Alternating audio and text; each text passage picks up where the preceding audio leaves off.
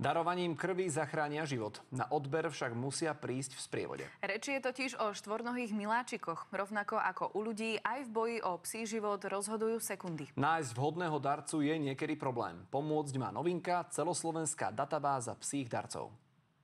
8-ročný doberman Voloďa mal problém so žalúdkom a zistili mu anémiu krvi. Odmietol jesť a piť a bol strašne malátny. A keď už on nie je, tak to vedeli sme, že je niečo zlé s ním. O pomoc požiadali známu, ktorá chová nemecké dogy. Darca krvi totiž musí byť väčší ako príjemca. Je to náročné, pretože to musí byť hneď.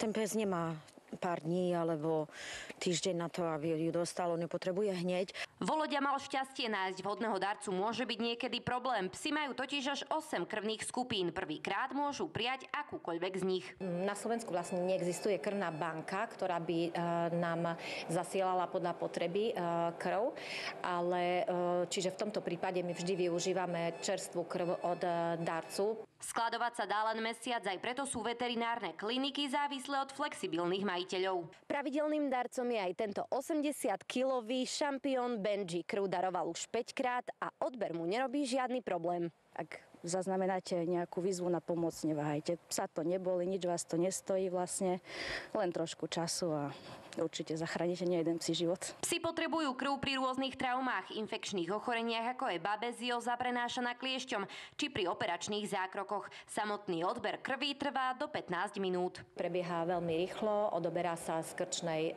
vény, odoberáme to do špeciálnych transfúznych vakov. Ideálny darca má 2 až 8 rokov, viac ako 25 kg, je plne zdravý a neberie žiadne lieky.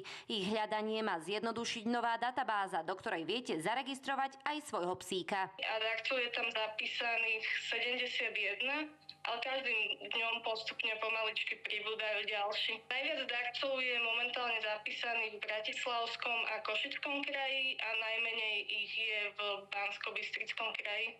Tak ako ľudia, aj psíkovia sú za darovanie krvi oceňovaní plaketami. Najviac však poteší odmena v podobe maškrty.